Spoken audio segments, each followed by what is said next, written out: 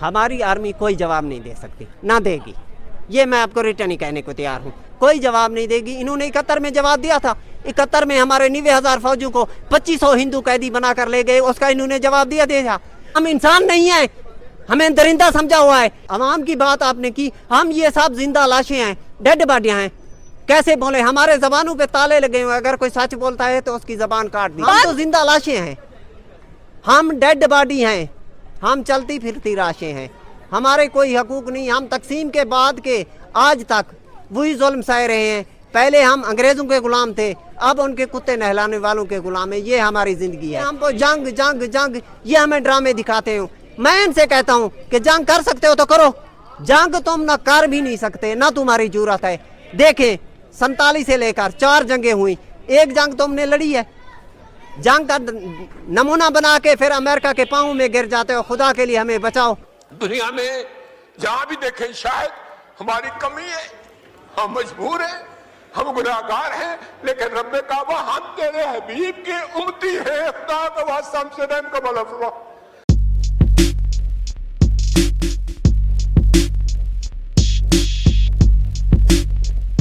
बहावलपुर की बात करें तो भारतीय मीडिया का कहना यह है कि अजहर मसूद का जो घर है, जो मस्जिद है, उसको शहीद कर दिया गया है और ये जो मेन टेररिस्ट थे इनको मार दिया गया है। सर क्या कहना चाहते हैं कि दोनों मुल्कों की कशीदगी बढ़ रही है, इन्फॉर्मेशन की समझ नहीं आ रही कि कहाँ से करेक्ट इन्फॉर्मेशन मिलेगी। इंडियन मीडिया अपनी बातें, पाकिस्तानी मीडिया अपनी बातें, सच्चाई क्या है, ये चीज़ें किस रुख जाएंगी। पाक आर्मी, भारत आर्मी की अगर बात की जाए, ये कहाँ पर जाएंगी। एयर स्ट्राइक्स की सुनने में आता है कि भाई एयर स्ट्राइक्स हो रही हैं, बॉर्डर पर LOC पर कशीदगी चल रही है। रियलिटी क्या है इस सारे सानहे की? बिस्मिल्लाहिर्रहमानिर्रहीम। जो कशीदगी आप जंग की कर रहे हैं, हम तो 70 साल से ये भुगत रहे हैं। हम तो जंग में हैं 70 साल से, तकसीम के बाद हम जंग में हैं।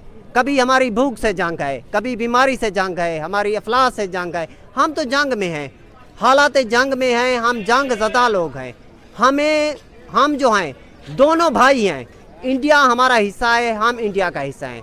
हम एक ही सकाफत के 2 हिस्से हैं। ये जो लोग हैं आपस में एक भाई से दूसरे भाई की जान ले रहे हैं। इंडिया की तरफ से फायरिंग होती है तो एक भाई गिरता है, दूसरी तरफ फायरिंग होती है तो दूसरा गिरता है। असल हकायक ये हैं, महंगाई, करप्शन, बेरोज़गारी, इनसे तवज्जो हटाने के लिए एक मंसूबा जानबूझ के किया जाता है कि जंग का बहाना बनाया जाता है। मैं आपको दानिस्ता और रिटर्न कहने को तैयार हूँ, कोई जंग नहीं होगी, ना जंग होगी। ये चंद दिन की गहमा गहमी होगी। हमारे जो मीडिया हैं अल्लाह इनको हिदायत दे, हमारे जो एंकर हैं सीनियर लोग हैं अल्लाह उनको अक्ल शऊर दे, कुछ इतना शऊर दे कि सच बोलने की सकत रखे। सच की तो यहाँ पर वही बात हो रही है। आपने कहा कि ठीक है, 2 सिविलियंस का क्या कसूर है इसके अंदर। अगर हम लोग बहावलपुर की बात करें तो कैजुअलिटीज़ आपके सामने थी, लोग मरे, बच्चे शहीद हो गए हैं। अगर हम लोग उनके कश्मीर की पूंछ की बात करें तो वहाँ पर भी कैजुअलिटीज़ हैं। सिविलियंस बहुत बुरी तरह से इस चीज़ के अंदर कह लें कि हमें इन्वॉल्व होते हुए दिखाई दे रहे हैं। जंग आपकी है, आप करो, आप आम आवाम को बीच में क्यों ला रहे हो? आवाम को बीच में लाने की कोशिश की जा रही है।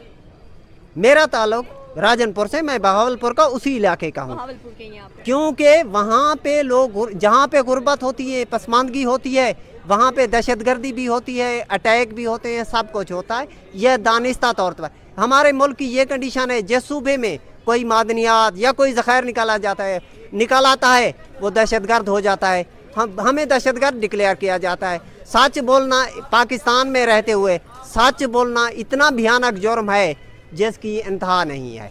2 बंदों के सामने तो सच खुद बोल भी नहीं सकते। एक हैं वो बूट वाली सरकार, उनके सामने सच हम नहीं बोल सकते, क्योंकि सच बोलेंगे हम गद्दार डिक्लेयर होंगे। दूसरे हैं हमारे उलमा हजरात, उनके सामने अगर हम सच बोलेंगे तो हमें कुफ्र का लक़ब मिलेगा। ये है हमारी सूरत। हम तो जिंदा लाशें हैं, हम डेड बॉडी हैं, हम चलती फिरती लाशें हैं, हमारे कोई हकूक नहीं। हम तकसीम के बाद के आज तक वही जुल्म सह रहे हैं। पहले हम अंग्रेज़ों के ग़ुलाम थे, अब उनके कुत्ते नहलाने वालों के ग़ुलाम है। ये हमारी ज़िंदगी है। ये हमको जंग जंग जंग ये हमें ड्रामे दिखाते हो। मैं इनसे कहता हूँ कि जंग कर सकते हो तो करो, जंग तुम ना कर भी नहीं सकते, ना तुम्हारी जरूरत है। देखें 47 से लेकर 4 जंगें हुई, एक जंग तुमने लड़ी है। जंग का नमूना बना के फिर अमेरिका के पाँव में गिर जाते हो, खुदा के लिए हमें बचाओ। ऐसी जंगें होती हैं, ये मर्दों की जंगें होती हैं। जंग अफगानिस्तान ने की, लड़ा, किसी के पाँव पे नहीं गिरा। तुम तो जंग की बात कर रहे हो, जंग का बहाना करके। एक दो मिसाइल तुम फेंकोगे, वो एक दो वो फेंकेंगे, मरेंगे सिविलियन, हमारे बच्चे। इधर भी हमारे बच्चे हैं, उधर भी हमारे बच्चे हैं। ये अंदर से एक और है, अवाम की तवज्जो महंगाई, करप्शन, भूख से हटाने के लिए ये जंग का ड्रामा किया जा रहा है। ये ड्रामा है। आज कर हमारी भूख, इफलास, हमारे बच्चे भूख से मर रहे हैं, दवाएं हॉस्पिटल में नहीं है, हम दवाइयों के बगैर हमारे बच्चे मर रहे हैं। अगर दवाइयाँ लेते हैं तो 2 नंबर दवाइयाँ मिलती हैं। ये है हमारी कंडीशन। हमारे बॉर्डर बंद है। आज हमारी कंडीशन ये है कि दवाइयाँ हमें 2 नंबर मिलती हैं। इंडिया से दवाई आती है, हम मंगा नहीं सकते। अगर मरियम नवाज का कोई प्लांट आता है तो वो इंडिया से डायरेक्ट आ जाता है। अगर हमारे बच्चों की जिंदगी बचाने की दवाई हम मंगाना चाहते हैं तो इंडिया से नहीं आ सकती। क्यों? हम इंसान नहीं हैं, हमें दरिंदा समझा हुआ है। हमें ये लोग जिंदा लाशें समझते हैं। डरता वो है जिसे जिंदगी से प्यार हो। मैं जिंदगी से थक चुका हूँ, मुझे किसी का डर नहीं है। अगर किसी को ने मुझे मारना है, अगवा करना है, पर्चा करना है तो मैं हाजिर हूँ। मैं लाहौर में रहता हूँ, मेरा घर राजनपुर पे है। मेरा नाम मोहम्मद सगीर है, मैं सगीर बुरड़ा के नाम से पहचाना जाता हूँ। मैं पुराना एक सहाफ़ी हूँ। मैं ज़मीन ज़ाद और नवाए शाहीन में काम करता रहा हूँ।